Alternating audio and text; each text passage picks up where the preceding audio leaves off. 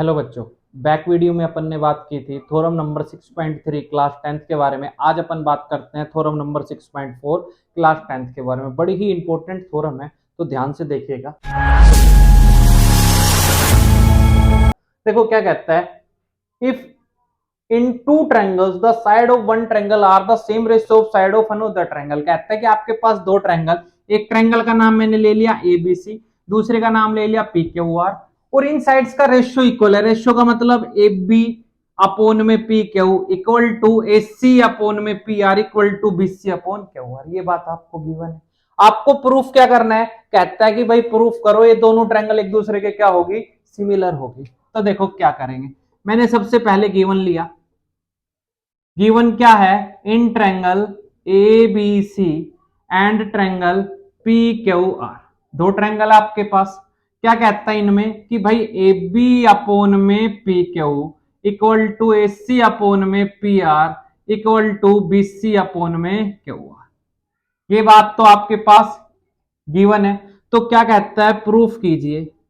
Prove to prove या prove that, क्या proof करवा रहा है कि इनके क्रोस्पॉन्डिंग एंगल, इसका मतलब angle A equal to angle P, angle B equal to angle Q और angle C is equal to angle R होगा। ये प्रूफ करवा रहा है, ठीक है। तो ट्रायंगल ए बी सी आप कह सकते हो सिमिलर हो गए ट्रायंगल पी क्यू आर के। ये काम आपको प्रूफ करना है। अब आइए इसके प्रूफ से पहले थोड़ा सा कंस्ट्रक्शन का काम कर लेते हैं। तो मैंने क्या कंस्ट्रक्शन जो मैंने बैक थ्योरम में की थी वही करनी है। क्या किया था कि डी कोई पॉइंट लिया था, तो मैंने मान लिया D is any point lies on side, कौन कौन सी साइड पे लाइज कर रहा है, side P Q and P R, यही कर रहा है। सच दैट किस प्रकार, सच दैट जो मेरे पास P से लेके D है ना वो बराबर AB है, और जो मेरे पास P से लेके E है ना वो बराबर AC है। ये मैंने कंस्ट्रक्शन में मान लिया। और क्या कह दिया, ज्वाइन, क्या ज्वाइन कर रहा हूं, D टू E, D से E को मैंने क्या कर दिया, यहां से मिला दिया। अब देखो मेरे को क्या करना है, मेरे को कैसे भी करके इस वाली ट्रायंगल का ये एंगल और इस वाली का ये एंगल, ऐसे ही इसका ये और इसका ये इक्वल लाना है। फिर इन दोनों ट्रायंगल को क्या कर दूं, कॉन्ग्रुएंट प्रूफ कर दूं, और सिंपलिसिटी से सारे एंगल इक्वल हो जाएंगे और मेरा काम बन जाएगा। तो सबसे पहले मैं चलता हूं प्रूफ पे। अगर मैं प्रूफ पे चलता हूं तो मेरे पास क्या है भाई, मेरे पास था A B upon P Q is equal to A C upon P are.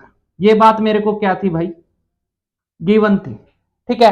अब मेरे को पता है ए बी तो पी डी के इक्वल है, तो ए बी की जगह मैं पी डी लिख सकता हूं upon P Q is equal to S C की जगह मैं क्या लिख सकता हूं, पीई अपॉन पी आर। इसको फर्स्ट मान लू, क्यों, क्योंकि ए बी बराबर पी डी था, ठीक है, और एस सी बराबर मेरा पीई था बाय कंस्ट्रक्शन। हो गया। अगर ये इक्वल है तो इनका रेसिप्रोकल भी इक्वल होगा। तो इसका मतलब इनका अगर मैं रेसिप्रोकल करूं तो P Q upon P D equal to P R upon P होगा। कोई इफेक्ट नहीं है। अब देखो तुमने पढ़ी थी theorem number 6.2 converse of BPT, वो कहती थी अगर किसी साइड्स का रेशियो इक्वल हो तो वो एक दूसरे के क्या होती है, साइड पैरेलल होती है। कैसे भी करके रेशियो इक्वल ले आए। तो रेशियो लाने के लिए मैंने किया P Q upon P D minus one P R upon PE minus one. कोई इफेक्ट नहीं है। करवाऊंगा तो P D LCM P Q minus P D is equal to PE P R minus PE. अगर पी क्यू में से P D subtract करूंगा तो डी क्यू मिलेगा, नहीं मिलेगा, बिल्कुल मिलेगा, D Q upon P D. ऐसे ही पी आर में से सब्ट्रैक्ट करूंगा पीई तो ई आर अपॉन पीई। अगर ये सेम है तो इनका रेसिप्रोकल भी सेम। इसका मतलब P D upon D Q is equal to PE upon E R. ये सेकंड आ गया। और जैसे ही ये सेकंड आया तो मैं क्या कह सकता हूं भाई, मैं कह सकता हूं ये आने के बाद कि डीई मेरी पैरेलल होगी क्यू आर के, किससे, converse of BPT, converse of BPT. भाई बीपीटी के कन्वर्स से ये क्या होगी, इक्वल होगी। और अगर ये इक्वल होगी तो मैं क्या कह सकता हूं कि ये सॉरी ये पैरेलल होगी तो मैं कह सकता हूं ये एंगल और ये एंगल क्या होगा, इक्वल। तो इसका मतलब angle D is equal to angle Q.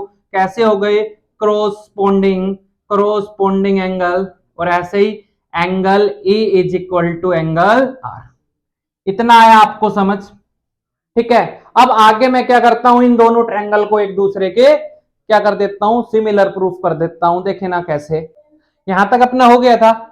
इसका मतलब अब मैं बात कर लेता हूं इन दोनों ट्रायंगल की। तो मैंने बात कर ली इन ट्रायंगल पीडीई और ट्रायंगल किसकी, पी क्यू आर के। इसी की बात कर रहा हूं, इसकी बात कर रहा हूं। तो मेरे को पता है angle D is equal to angle Q है और angle E is equal to angle R है। और अगर दो एंगल इक्वल है, वैसे तो मेरा पी भी कॉमन आ रहा है, तो लिख सकता हूं P is equal to P common. और ये मैंने क्या किया था, प्रूव्ड किया था। और ये वाला भी मैंने प्रूव किया था, यही बात है। तो मैं कह सकता हूं जो ट्रायंगल है डीपीई वो मेरी क्या होगी भाई, वो मेरी सिमिलर होगी ट्रायंगल पी क्यू आर के। और आपने ये बात पढ़ी हुई है, अगर दो ट्रायंगल एक दूसरे के सिमिलर है तो उनकी कॉरस्पॉन्डिंग साइड्स का रेशियो इक्वल होता है। इसका मतलब पीडी अपॉन कौन सा, डी क्यू इक्वल टू होगा PE upon P R equal to होगा किसके, डीई अपॉन क्यू आर के। ये मेरे पास क्या बन गई, थर्ड इक्वेशन बन गई। यहां तक क्लियर है, कोई इशू नहीं है। आगे देखो मैं चलता हूं। मेरे को एक बात ये भी पता है कि भाई जो मेरे पास पीडी है वो किसके इक्वल है, भाई पीडी तो मेरा इक्वल है किसके, ए बी के। तो मैं इसकी जगह और ऐसा भी तो लिख सकता हूं, A B upon P Q is equal to P, मेरा इक्वल था A C upon P R और is equal to DE upon Q R. लिख सकता हूं, नहीं लिख सकता, ठीक है। फोर्थ मान लू, ठीक है। बट देखो मेरे को गिवन क्या था, मेरे को गिवन तो ये था कि A B upon P Q is equal to B C upon Q R. Given था नहीं था, गिवन था। ये मेरे पास कौन सी आ गई, फिफ्थ। गिवन थी ये बात। और मैंने यही क्यों लिया, क्योंकि मेरे को बीसी और क्या करना है भाई, बीसी और डी को कैसे भी करके इक्वल प्रूफ करना है। तो मेरे को पता है A B upon P Q तो मेरा इसके भी बराबर है। तो मैं कह सकता हूं फ्रॉम इक्वेशन 4 एंड 5 भाई ये वाली वैल्यू इसके इक्वल है किसके, DE upon Q R is equal to हो गया BC upon Q R. Same से सेम कट गया, कह सकता हूं डीई इज इक्वल टू किसके है, बीसी के। ये मेरे पास छठी आ गई और मेरे को इसी की जरूरत थी। अब मैं क्या करूंगा, इन दोनों ट्रायंगल को एक दूसरे के कॉन्ग्रुएंट प्रूफ कर देता हूं। तो मैं करता हूं इन ट्रायंगल कौन सा, A B C and triangle PDE. भाई क्या था कि ए बी बराबर आपका पीडी था बाय कंस्ट्रक्शन। किससे मानना था आपने, कंस्ट्रक्शन से मानना था।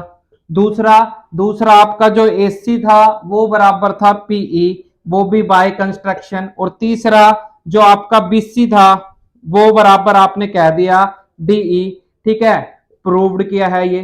तो इसका मतलब ये हो गया, क्या हो गया इसका मतलब कि जो ये अपने पास ट्रायंगल है कौन सी, ए बी सी कॉन्ग्रुएंट हो जाएगी ट्रायंगल किसके, पीडीई। कौन सी प्रॉपर्टी से, साइड साइड साइड।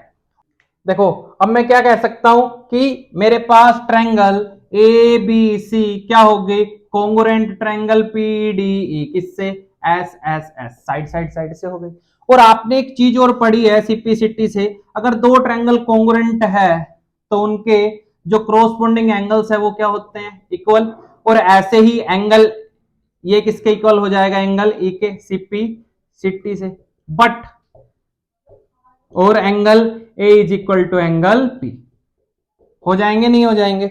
बट मैं क्या कह सकता हूं कि जो एंगल डी है वो तो बराबर क्यू है और जो एंगल ई है वो बराबर आ रही है, अपन प्रूफ कर चुके थे ना। तो इसका मतलब देयरफॉर एंगल बी बराबर होगा किसके, एंगल क्यू के। और एंगल सी बराबर होगा किसके, एंगल आर के। और ए बराबर पी ऑलरेडी आ चुका। इसका मतलब ये वाली ट्रायंगल और ये पूरी वाली ट्रायंगल के एंगल्स इक्वल है। अगर पूरी वाली ट्रायंगल्स के एंगल इक्वल है तो मैं कह सकता हूं कि जो triangle A B C similar होगी ट्रायंगल पी क्यू आर और यही आपको क्या करना था, हैंस प्रूफ, यही आपको प्रूफ करना था।